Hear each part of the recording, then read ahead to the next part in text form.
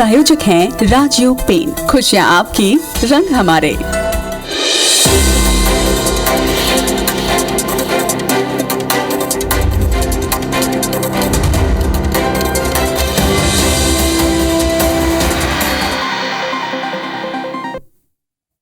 नमस्कार, मैं हूं आकांक्षा और आप देख रहे हैं IBC 24। शाम के 7 बज रहे हैं और वक्त हो गया है आपके पसंदीदा नंबर 1 बुलेटिन मध्य प्रदेश में आज क्या हुआ का।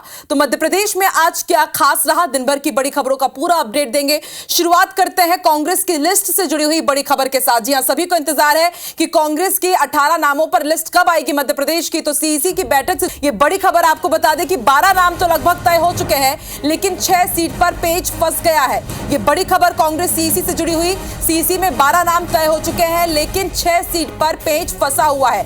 दिग्विजय सिंह राजगढ़ से चुनाव लड़ सकते हैं। हालांकि हम आपको ये संभावित नाम बता रहे हैं और आज शाम तक मुहर लग सकती है। आज रात तक और कल सुबह तक लिस्ट भी सामने आ सकती है। गुना से सिंधिया के खिलाफ अरुण यादव उतरेंगे। तो वहीं रतलाम झाबुआ में कांतिलाल भूरिया का नाम सबसे आगे चल रहा है, इनकी टिकट लगभग तय है। तो वहीं इंदौर से सांसद शंकर लालवानी के सामने अक्षय कांति बम, जो कि नए प्रत्याशी है, इनका नाम आपने नहीं सुना होगा, शायद उन्हें टिकट मिल सकता है। और अब आमने सामने की तस्वीर भी काफी हद तक साफ हो गई है। अब क्या आमने सामने इनके बीच कांटे की टक्कर होगी, ये भी देखना दिलचस्प होगा। तो 12 नाम तय हो चुके हैं, लेकिन 6 पर अभी भी सस्पेंस बरकरार है। उन 12 नामों के बारे में हम आपको बता रहे हैं। इंदौर की बात की जाए तो अक्षय कांति बम उतारे जा सकते हैं इंदौर से। शहडोल से हिमाद्री सिंह के सामने फूंदेलाल मार्को हो सकते हैं। और रतलाम की अगर बात की जाए तो अनीता नागर सिंह चौहान के सामने कांतिलाल भूरिया।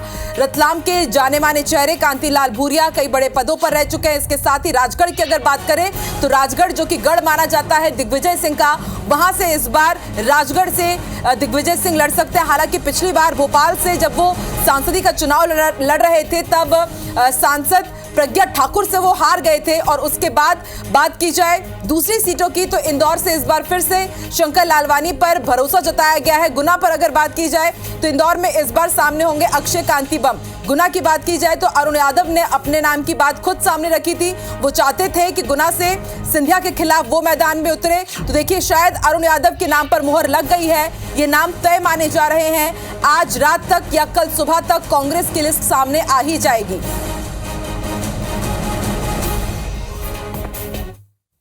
दिए जाते हैं वो उसके ऊपर आंकलन होता है, अलग अलग उसके प्रोसेसेस होते हैं। जो ग्रास रूट पर जो हमारे कार्यकर्ता हैं उनसे पूछ के दिया जाता है, चाहे वो हमारा सीनियर लीडर हो, चाहे वो ग्रास रूट का लीडर हो, तो उन सब चीजों को देख के ही तय किया जाता है। आज सारी मध्य प्रदेश की सीटों पर डिस्कशन हो चुका है और जल्दी ही उसकी लिस्ट आएगी। 100% टिकट मध्य प्रदेश के क्लियर हो गए हैं और सब जगह सर्वसम्मति से बड़े जो हमारे बिग लीडर है वो भी, और जो हमारे कार्यकर्ता यूथ है, हमने कहा था 50% से ज्यादा यूथ टिकट देंगे। हमने उस भावना का ध्यान रखा और हर जगह सबसे अच्छा कैंडिडेट कैसे हो, सर्वसम्मति से पार्टी ने निर्णय लिया है। आज रात को या कल सुबह डिक्लेयर हो जाए। मैंने कहा सब बड़े नेता जो विनिंग पॉसिबिलिटी सबसे ज्यादा रखते हैं वो सब लड़ रहे हैं। 10 से 15 सीटों पे सहमति बनी है, तो कुछ देर के बाद आपको सूची जारी हो जाएगी, तो कई नाम आपको चुकाने वाला भी पता चलेंगे। ये मैं आपसे कहना चाहता हूँ।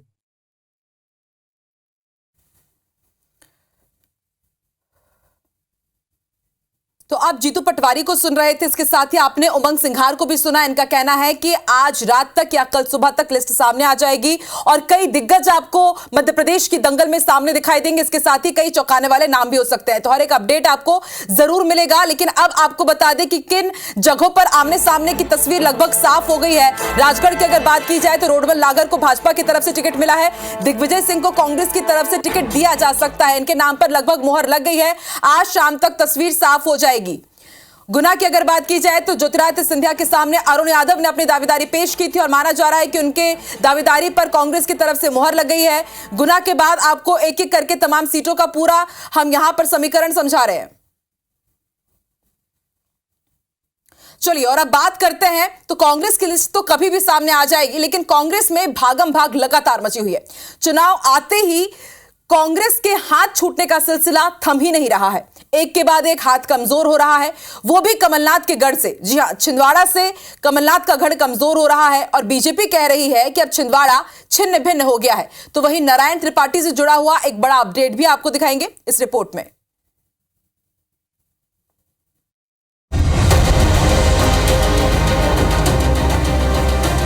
एमपी में कांग्रेस को झटके ही झटके लग रहे हैं और इस बार कांग्रेस को झटका लगा है कमलनाथ के गढ़ छिंदवाड़ा में।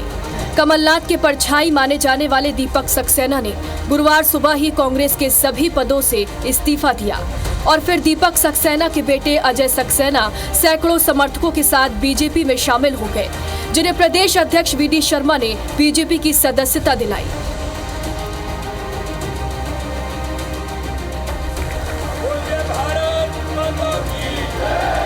बस यही नहीं, छिंदवाड़ा के साथ साथ कांग्रेस को इंदौर, सतना, रीवा, जबलपुर से भी झटका लगा है। पूर्व एमएलए यादवेंद्र सिंह बीजेपी में शामिल हो गए हैं। वहीं रीवा के पूर्व सांसद देवराज सिंह भी बीजेपी में शामिल हो गए। तो वहीं आईपीएस अधिकारी रामलाल और राजेश पटेरिया ने भी बीजेपी का दामन थाम लिया है। बीजेपी की सदस्यता देने के बाद सीएम डॉक्टर मोहन यादव ने कांग्रेस पर तीखा प्रहार किया और कहा कि छिंदवाड़ा अब छिन्न भिन्न वाड़ा हो गया है। तो वहीं प्रदेश अध्यक्ष वीडी शर्मा ने भी कांग्रेस पर तंज कसा। छिंदवाड़ा के लिए हमारा नया नाम देना पड़ेगा। छिंदवाड़ा छिन्न भिन्न वाड़ा हो गया और कोई बचा ही नहीं है कांग्रेस की साइड से। पूरा छिन्न भिन्न हुआ राजनीतिक नेतृत्व और भाजपा की ताकत बढ़ी। अब तो सुनिश्चित हो गया है कि छिंदवाड़ा भी अब कमल का फूल खिलेगा और मोदी जी की होली में अब की बार 400 पार में एक कमल का फूल और छिंदवाड़ा स्वरूपी कमल के फूल पर देश के अंदर प्रधानमंत्री मोदी जी को समर्पित होगा।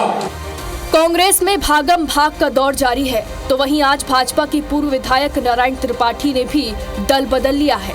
सतना की मैहर विधानसभा से पूर्व विधायक नारायण त्रिपाठी बसपा में शामिल हो गए। बसपा प्रदेश अध्यक्ष रमाकांत पिप्पल ने त्रिपाठी को सदस्यता दिलाई। हाल ही में हुए विधानसभा चुनाव में नारायण त्रिपाठी चुनाव हार गए थे। बिंद मूवमेंट बिंद बनना चाहिए। इस मूवमेंट के लिए हमें जहां से ताकत मिलेगी उसके साथ जाएंगे। जहां 3 राज्य की बहन जी ने पहले एडवांस से घोषणा कर चुकी है, तो वो लड़ाई लड़ने के लिए मुझे जो करना पड़ेगा, स्वहिताय नहीं जनहिताय की राजनीति करने के लिए फिर से आज नए मुकाम पर आया हूँ। बता दें कि विधानसभा चुनाव से ठीक पहले त्रिपाठी ने बीजेपी से बगावत कर विंध्य जनता पार्टी बनाई थी और करीब 25 उम्मीदवार चुनाव में उतारे थे, लेकिन नारायण त्रिपाठी समेत विंध्य जनता पार्टी के सभी उम्मीदवार चुनाव हार गए। माना जा रहा है कि अब नारायण त्रिपाठी बसपा के टिकट पर सतना लोकसभा सीट से चुनाव लड़ सकते हैं। Bureau report, IBC 24। जिस अपहरण कांड ने 2 राज्य, 2 मुख्यमंत्री, 2 डीजीपी और 1 केंद्रीय मंत्री को सख्ते में डाल दिया। मध्य प्रदेश और राजस्थान पुलिस के जिस अपहरण कांड ने पुलिस और प्रशासन दोनों की नाक में दम करके रख दिया, उसके बारे में भी आपको बताएंगे। आइए आपको बताते हैं कि आखिर ये अपहरण कांड फर्जी कैसे साबित हुआ। देखिए, लेकिन आपको इस खबर के बारे में भी जरूर बताएंगे। आपको बताएंगे कि ये अपहरण कांड किस तरह से फर्जी था, लेकिन इसी बीच आपको एक बड़ी खबर भी बताएंगे। उस बड़ी खबर का पूरा अपडेट आप तक पहुंचाएंगे। आपको बता दें, इस अपहरण कांड ने सबको सनसनी में और अरविंद केजरीवाल के घर ईडी की टीम पहुंच गई है। इस वक्त की बड़ी खबर आपको बता दें, देखिए, ईडी पहुंच गई है अरविंद केजरीवाल के घर पर। आपको बता दें, 9 बार उनको समन जारी किया है, लेकिन अब तक अरविंद केजरीवाल कभी भी पेश नहीं हुए और अब अरविंद केजरीवाल के घर ईडी की टीम पहुंच गई है। इस वक्त की बेहद बड़ी खबर, ये पूरा मामला जुड़ा हुआ है शराब घोटाले से। शराब घोटाले से जुड़े हुए कई मंत्री अभी जेल की सलाखों के पीछे है। ईडी ने 9 बार अब तक समन जारी कर चुकी है अरविंद केजरीवाल को, लेकिन अरविंद केजरीवाल कभी भी पेश नहीं हुए हैं और एक बार फिर से ईडी की टीम अब अरविंद केजरीवाल के घर पहुंची है। हो सकता है उनको हिरासत में लिया जाए या उनके घर में ही पूछताछ हो सकती है। हालांकि अरविंद केजरीवाल कई बार आरोप लगा चुके हैं कि उन्हें परेशान करने के लिए लोकसभा चुनाव से पहले इस तरह के हथकंडे अपनाए जा रहे हैं, एजेंसीज का दुरुपयोग किया जा रहा है और दिल्ली के सीएम अरविंद केजरीवाल के घर ईडी की टीम पहुंच चुकी है। तो केजरीवाल से जुड़ा हुआ ये बड़ा अपडेट, तस्वीरें भी हम आपको दिखा रहे हैं। आप देखिए, यहां पर ईडी की टीम पहुंची हुई है अरविंद केजरीवाल के घर। हो सकता है यहां पर उनसे पूछताछ हो सकता है उन्हें हिरासत में लिया जाए, हो सकता है कुछ भी हो सकता है। एक बड़ी राजनीतिक हलचल हम आपको बता रहे हैं। आप देखिए, डॉक्यूमेंट्स लेकर के ईडी की टीम अरविंद केजरीवाल पहुंची हुई। आपको बता दें, 9 बार उनको बुलाया जा चुका है अब तक ईडी की तरफ से, लेकिन अब तक अरविंद केजरीवाल नहीं पहुंचे। लेकिन अब ऐसे में अब ईडी की टीम खुद अरविंद केजरीवाल के घर पहुंची है। तो बार बार समन भेजा गया ईडी की टीम की तरफ से, लेकिन अरविंद केजरीवाल पेश नहीं हुए और अब ऐसे में अरविंद केजरीवाल के घर ईडी की टीम खुद पहुंची हुई है। अब देखने वाली बात होगी कि क्या वहां पर दस्तावेज खंगाले जाते हैं, क्या घर की तलाशी ली जाती है, किस तरह से पूछताछ होगी और अब आगे इस मामले में क्या होगा। लेकिन इस वक्त की बड़ी खबर आपको बता रहे हैं, कई बड़े नेता, कई बड़े मंत्री शराब घोटाले के मामले में जेल की सलाखों के पीछे हैं। कई बड़े रसूखदारों का नाम इसमें आया और अब इस वक्त की बड़ी खबर आपको बता रहे हैं, अरविंद केजरीवाल के घर ईडी की टीम पहुंची हुई है। लगातार IBC 24 आपको अपडेट दे रहा है कि ईडी की टीम ने अब तक 9 बार समन जारी किए हैं, लेकिन अब तक अरविंद केजरीवाल उन समन के जारी होने के बाद भी पेश नहीं हुए। अब ऐसे में ईडी की टीम खुद पहुंच चुकी है। अब ईडी की टीम अरविंद केजरीवाल के घर जाकर क्या करती है, ये बहुत बड़ी खबर इस वक्त की हम आपको बता रहे हैं। पूछताछ होगी, हिरासत में उन्हें लिया जाता है या फिर दस्तावेज खंगाले जाते हैं, ये देखना होगा। और इस वक्त हमारे साथ मैनेजिंग एडिटर परमेंद्र मोहन जी जुड़ चुके हैं। परमेंद्र जी, अरविंद केजरीवाल के घर ईडी की टीम पहुंच चुकी है, अब ईडी की टीम का अगला कदम क्या होगा? देखिए, अरविंद केजरीवाल के खिलाफ 9 समन जारी किए गए थे और उन्होंने पेश होने से हर बार जो है वो इनकार किया, पेश ही नहीं हो पाई। तो इसके बाद ये ईडी की टीम उनके घर पे पहुंची है और अभी पूछताछ के लिए ईडी की टीम अरविंद केजरीवाल को अपने साथ लेकर जाएगी। सबसे बड़ी बात यह है कि केजरीवाल पहले ही ये बता चुके हैं कोर्ट में कि पेश होने में कोई दिक्कत नहीं है, लेकिन गिरफ्तारी से डर लगता है। तो अभी जो स्थिति है, पूछताछ के दौरान अगर ईडी उनके जवाब से संतुष्ट नहीं हुई तो गिरफ्तारी भी की जा सकती है। इसके साथ ये भी आपसे समझना चाहेंगे सर कि इससे पहले भी कई बड़े नेता, कई रसूखदार सलाखों के पीछे हैं, तो क्या माना जाए कि मुश्किलें कम नहीं होंगी? अरविंद केजरीवाल की हिरासत में भी लिए जा सकते हैं और या फिर उनके घर में तलाशी भी ली जा सकती है क्या? देखिए, जब ईडी समन जारी करती है तो उन्हें पेश होकर के जवाब तो देना पड़ेगा जो सवाल उन पर उठे, जो ये शराब घोटाले का मामला चल रहा है। तो उन्हें अपना पक्ष रखने के लिए पेश होना उनके लिए जरूरी है और अगर वो बार बार पेश नहीं होंगे तो ईडी के पास पूरा अधिकार है कि वो उन्हें पूछताछ के लिए जबरन ले जाए और अगर वो सहयोग नहीं करते हैं तो गिरफ्तार भी किए जाएंगे। उसके बाद फिर आगे की जो प्रक्रिया है कानूनी वो कोर्ट में चलती रहेगी। शुक्रिया परमेंद्र मोहन जी, पूरा ये हमें खबर समझाने के लिए, पूरी जानकारी देने के लिए। तो इसके साथ ही आपको ये भी बता दें कि दिल्ली हाईकोर्ट ने आज ही सीएम की गिरफ्तारी रोकने वाली याचिका खारिज की और उसके बाद देखिए ईडी की टीम अब अरविंद केजरीवाल के घर पहुंच चुकी है और जो भी अपडेट होगा इस खबर से जुड़ा हुआ आप तक पहुंचाते रहेंगे। चलिए एक बार फिर से रुक करते हैं मध्य प्रदेश की खबरों का। तो जिस अपहरण कांड ने 2 राज्य, 2 मुख्यमंत्री और 2 डीजीपी और 1 मंत्री को सकते में डाल दिया था, मध्य प्रदेश और राजस्थान पुलिस के जिस अपहरण कांड ने पुलिस और प्रशासन दोनों की नाक में दम करके रख दिया था, आखिर में वो फर्जी साबित हुआ। कैसे, इस रिपोर्ट में देखिए।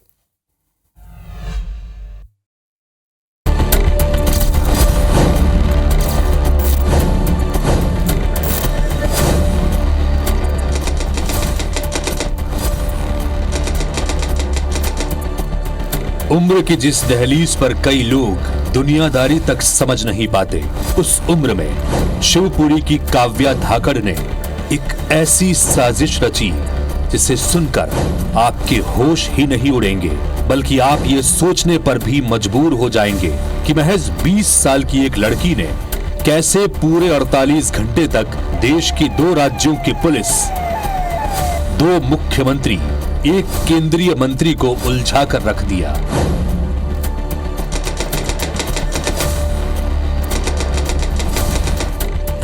अठारह मार्च को काव्या धाकड़ के पिता रघुवीर धाकड़ थाने पहुंचते हैं और पुलिस में शिकायत करते हैं कि उनके पास एक धमकी भरा कॉल आया था जिसमें उनकी बेटी के किडनैप किए जाने की सूचना दी गई। काव्या के पिता पुलिस को बताते हैं कि किडनैपर्स ने एक तस्वीर भी भेजी है जिसमें उनकी बेटी काव्या को हाथ पैर बांधकर एक कमरे में रखा गया है और उसके मुंह में भी कपड़ा ठूंस दिया गया है। उसे जिंदा छोड़ने की एवज में 30 लाख रुपए की फिरौती मांगी गई। मैसेज भेजने वाले ने बैंक खाते की डिटेल भी भेजी थी। सोमवार शाम तक रुपए जमा करने को कहा था और तय वक्त पर पैसे नहीं देने पर बेटी को जान से मारने की धमकी भी दी।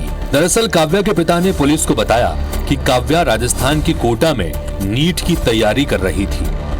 अगस्त 2023 में नीट की तैयारियों के परिप्रेक्ष्य में जिला कोटा राजस्थान गई थी और इसके बाद जो कल से लगातार मैसेजेस मोबाइल पर प्राप्त हो रहे थे उनके परिवार को, जिसमें ये बताया जा रहा था कि उनको किडनैप कर लिया गया और 30 लाख रुपए फिरौती के रूप में दिए जाएं, अन्यथा मतलब जो है बालिका के साथ कुछ अनड्यू इंसिडेंट हो सकता है। इसके बाद न सिर्फ मध्य प्रदेश बल्कि राजस्थान पुलिस भी इस मामले की जांच में जुट गई। दोनों राज्यों के डीजीपी ने मामले को संज्ञान में लिया। खुद केंद्रीय मंत्री ज्योतिरादित्य सिंधिया ने राजस्थान के सीएम भजन लाल शर्मा से फोन पर बातचीत की और आरोपियों की गिरफ्तारी की मांग की। मामले ने जोर पकड़ा, जांच तेज हुई और शक की सुई बार बार उस संदिग्ध कॉल कोटा और शिवपुरी के बीच घूमती रही। काव्या राजस्थान के कोटा में कहां पढ़ाई कर रही थी, कोटा के किस हॉस्टल में रहती थी, उसके साथ कौन कौन रहता था, इन सब मामलों पर पुलिस की तफ्तीश जारी थी। कोटा पुलिस को काफ़ी सीसीटीवी फुटेज मिले हैं इस संदर्भ में, तो संभवतः लड़की की जो इंदौर में होने की संभावना से इनकार नहीं किया जा सकता। कोटा पुलिस ने इस संबंध में सीसीटीवी फुटेज प्राप्त कर लिए गए हैं और सर्चिंग की गई। लेकिन इसी बीच पुलिस को पता चला कि काव्या को कोटा भेजने से पहले उसके पिता उसे इंदौर पढ़ाई के लिए भेज चुके थे, लेकिन कुछ छात्रों से अनबन के बाद पिता उसे वापस शिवपुरी ले गए थे। इसके बाद पुलिस ने इंदौर के भंवर कुआं की कोचिंग के आसपास के छात्रों से बातचीत की तो पता चला कि काव्या को 7 दिन पहले भी कुछ लड़कों के साथ देखा गया था। पुलिस के शक की सुई एक बार फिर से काव्या की ओर मुड़ी, क्योंकि सवाल ये था कि अगर काव्या कोटा में कोचिंग कर रही थी तो फिर वो इंदौर कैसे पहुंची और इसकी जानकारी उसके माता पिता को कैसे नहीं है। लड़के को लेकर गई है कोटा की टीम। इसमें जो लड़का जो ब्रजेंद्र है वो स्टूडेंट है और फुटेज के आधार पर उसकी पहचान की है और उसको लेकर वो कोटा गई है टीम। और इसके बाद पुलिस ने इंदौर से 2 लड़कों को हिरासत में लिया। गजेंद्र और अमन नाम के इन लड़कों को कोटा पुलिस अपने साथ ले गई। पकड़े गए साथी से पूछताछ में सामने आया 17 मार्च को काव्या जयपुर में थी और जिस नंबर से फिरौती का कॉल आया था वो सिम भी जयपुर से ही खरीदी गई थी और ये सिम 18 मार्च को दोपहर 3:30 बजे से शाम 5 बजे तक ही एक्टिव रही। इसी दौरान उन्होंने फिरौती मांगी थी। इसके बाद उस नंबर पर कॉल नहीं लगा। फिर 19 मार्च की रात तक काव्या इंदौर में ही थी। बाद के जो फोटोज भेजी गई थी पिताजी को, वो घटनास्थल भी हमने आइडेंटिफाई कर लिया है। वो इंदौर का है। जो बच्चा हमें अभी इसमें सहयोग कर रहा है, अनुसंधान में सहयोग कर रहा है, वो उसी के ही कमरे के किचन के फोटोग्राफ्स हैं। युवकों से पूछताछ में खुलासा हुआ कि इस किडनैपिंग की साजिश खुद काव्या ने अपने दोस्तों के साथ रची थी। दोस्तों के साथ विदेश जाने के लिए उसने ऐसा किया। इसके लिए पिता को ही व्हाट्सएप मैसेज कर 30 लाख रुपए का फिरौती का मैसेज अज्ञात नाम से भिजवाया था।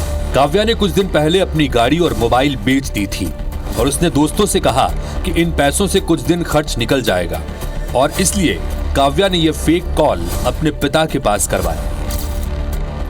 बच्ची है, उसके साथ जो मित्र हैं वो दोनों दूसरी विदेश में जाना चाह रहे थे। उनका यहाँ पर उनको लग रहा था पढ़ाई वो नहीं कर पाएंगे, इसके लिए उन्हें पैसों की ज़रूरत है। इसीलिए उन्होंने ये अपने माता पिता से पैसे मांगे।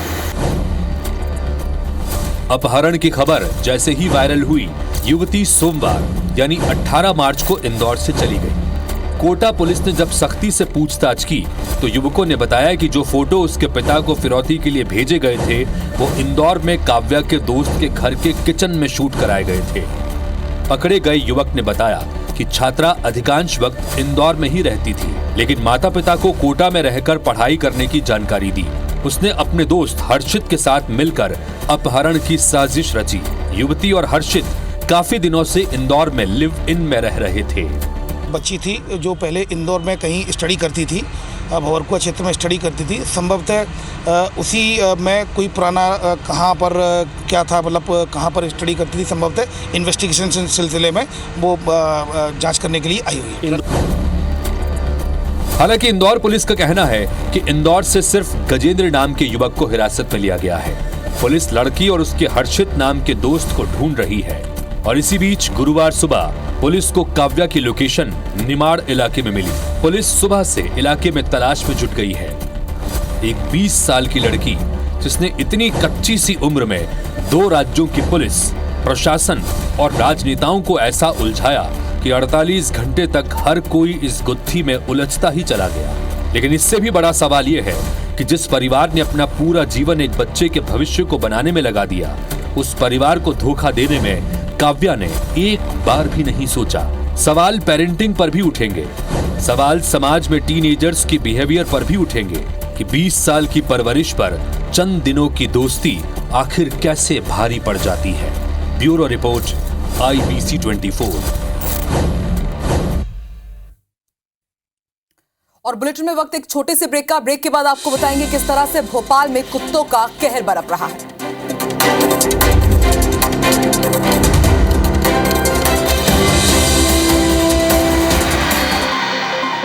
भोपाल में शुक्रवार को एक बार फिर कुत्तों ने मासूम पर जानलेवा हमला कर दिया। कुत्तों ने 6 साल के बच्चे के जबड़े को नोच दिया, जिससे वो गंभीर रूप से घायल है। यह हमला इतना ताकतवर था कि बच्चे ने जबड़े से 3 दांत तक निकाल लिए। ये रिपोर्ट देखिए।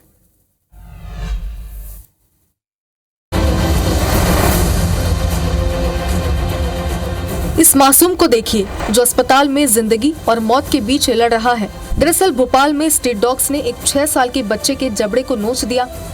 बच्चे के जबड़े पर 20 टाँके आए हैं। बुरी तरह जख्मी होने के कारण बच्चा 2 दिन से कुछ खा नहीं सका है। घटना मंगलवार रात की है। इसका खुलासा तब हुआ जब परिजन नगर निगम में नेता प्रतिपक्ष और पार्षद से मदद मांगने पहुंचे। बच्चा गंगानगर बस्ती में रहता है। उसके पिता मजदूरी करते हैं। रात में बेटा हुमेर घर के बाहर खेल रहा था, तभी एक आवारा कुत्ते ने बच्चे पर हमला कर दिया। बच्चे की चीख सुनते ही दौड़कर आए परिजनों ने जैसे तैसे कुत्ते को भगाया और बच्चे को बचाया, जिसके बाद खून से लथपथ बच्चे को अस्पताल में भर्ती कराया गया है। हालांकि इससे पहले भी कुत्तों के काटने से कई लोगों की मौत हो चुकी है। बावजूद इसके प्रशासन ने अब तक कोई ठोस कदम नहीं उठाए हैं। Bureau report, IBC 24।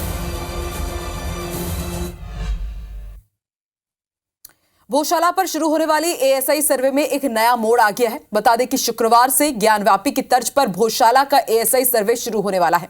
जिला प्रशासन की टीम ने सुरक्षा व्यवस्थाओं का जायजा लेने के लिए भोजशाला परिसर का भ्रमण किया। वहीं सर्वे को लेकर कमाल मौलाना वेलफेयर पक्ष के वकील ने आपत्ति भी की है। मुस्लिम पक्ष के वकील अजय बागड़िया ने IBC 24 से बातचीत में बताया कि मुस्लिम पक्ष के पक्षकारों को अभी तक सर्वे की किसी प्रकार की जानकारी ही नहीं मिली है। ASI सर्वे में ये बात कही गई है कि सर्वे के दौरान दोनों पक्षों के एक व्यक्ति को रखा जाएगा, लेकिन ना तो उन्हें ASI का पत्र मिला है और ना ही कोई संपर्क उनसे किया गया है। साथ ही सर्वे शुरू करने के दिन पर भी वकील ने सवाल उठाया है। दरअसल शुक्रवार को सर्वे शुरू किया जा रहा है, जबकि ASI के आदेश में साफ कहा गया है कि शुक्रवार के दिन वहां पर नमाज होगी। ऐसे में इस आदेश को लेकर भी कोई स्थिति स्पष्ट नहीं है।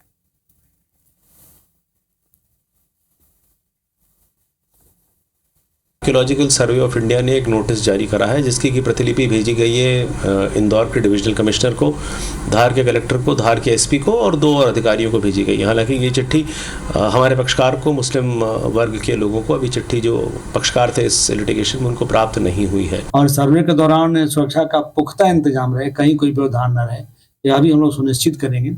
ASI के द्वारा जो सुरक्षा व्यवस्था मांग की गई है, आने वाले समय में जो सुरक्षा व्यवस्था की और मांग की जाएगी, पूरी तरह से पर्याप्त सुरक्षा व्यवस्था सुनिश्चित की जाएगी। और इस बुलेटिन में फिलहाल इतना ही। आगे देखिए छत्तीसगढ़ी भाषा का नंबर 1 बुलेटिन हमर बानी हमर गोठ राहुल सिन्हा के साथ। नमस्कार।